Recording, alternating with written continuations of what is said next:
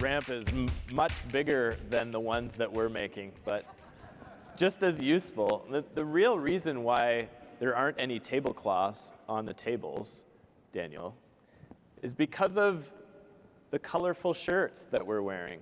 So everybody can have their eyes drawn to this real clash, perhaps, of flower on flower. I don't know. What are people thinking? I felt like it was a... All right.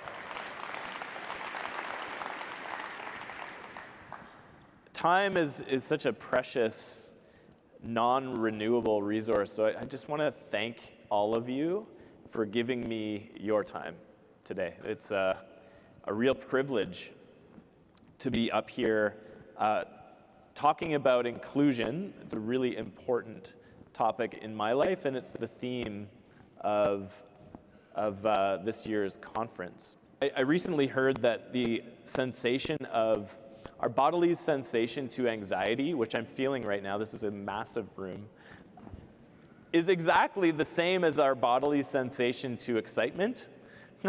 So I'm doing my best to transmute that anxiety into excitement right now. Thank you for the help with that. This is a picture of a horse. Next slide. No, I'm just joking.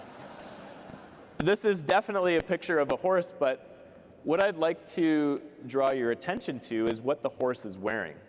Horse is wearing blinders, and blinders are important for a racehorse like this one, and in Toronto we have police horses. Blinders are really important for roles in these, for horses in these roles, to prevent them from getting distracted from things in their peripheral field of view. So with blinders on, a horse has a 60-degree field of view. And I like to draw a comparison between a horse wearing blinders and us as a society in general. I believe that we just don't recognize everyone in our communities, and I believe that this not only holds us back from reaching our own personal full potential, but it holds all of our communities back from reaching their full potential. So over the next half hour or so during my talk, I invite you to feel into the blinders that you might be wearing, that might be affecting the way that you perceive things in your personal life, in your professional life, in your communities. Let's giddy up. Let's step forward into this. Really? Get another coffee, for crying out loud. I'm out of here. I thought that was going to land a little better. Anyway, Sylvie, help me with a slide change. So I mentioned at the beginning of my address that I'd be sharing some steps that we're taking with the StopGap Foundation to create a more inclusive society. And in order for you to remember these steps, I've come up with a really simple acronym. It's FAFMBEF. FAFMBEF. Can everybody repeat that for a minute? Come on, FAFMBEF. Humor me for a second. FAFMBEF. So the first word behind our first letter, F, frustration. For me, it was tapping into my frustration around not being able to access space on an equal level. What frustrates you in your personal life? What frustrates you in your professional life, somewhere in your communities? Tapping into that frustration and diverting it towards action. Awareness raising. For us, it's using those brightly painted ramps, it's our social media channels, it's our website, raising awareness about that issue that frustrates you in your life. Free.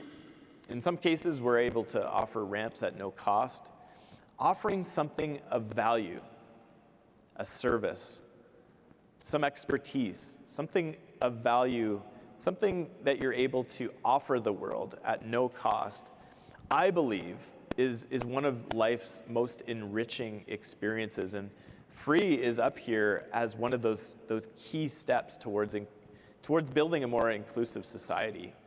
Having many hands on deck, bringing supporters in from all walks of life, creating a critical mass of support to move the dial and create the change that we would like to see in our communities. Having many hands on deck is one of those really important steps. Being disruptive, our ramps aren't allowed on city property because of current municipal encroachment bylaws. Believe it or not, being disruptive is a key ingredient to creating social impact, creating change, shifting the status quo. Education, without education, there is no awareness raising. And again, I'm going to remind you about that call to action to make sure that education centered around accessibility and inclusion and universal design is integrated into all post-secondary design curriculums and programming. Fun, that's one of my favorite ones.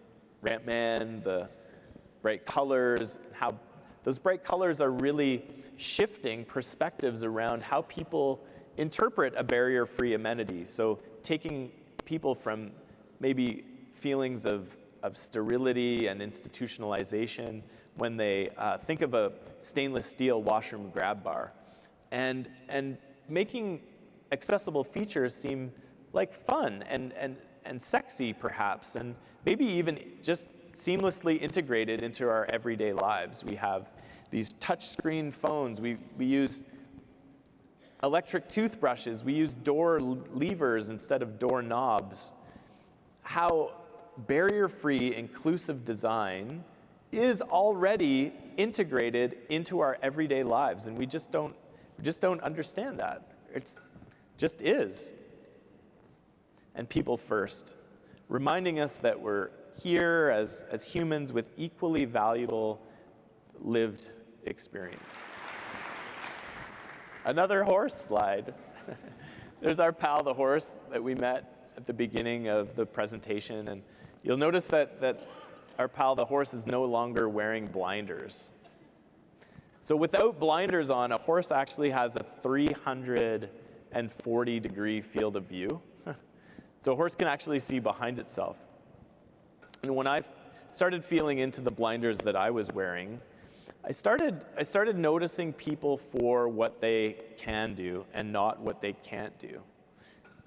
So at the StopGap Foundation, we're helping people shift the perspectives around how they perceive things in their communities. We're helping people understand that it's really not us that have disabilities, but it's the places that we live, that we work, that we play, and that we learn in that are disabling. So, now, what steps are you going to take to help make this world a more inclusive place? Thank you.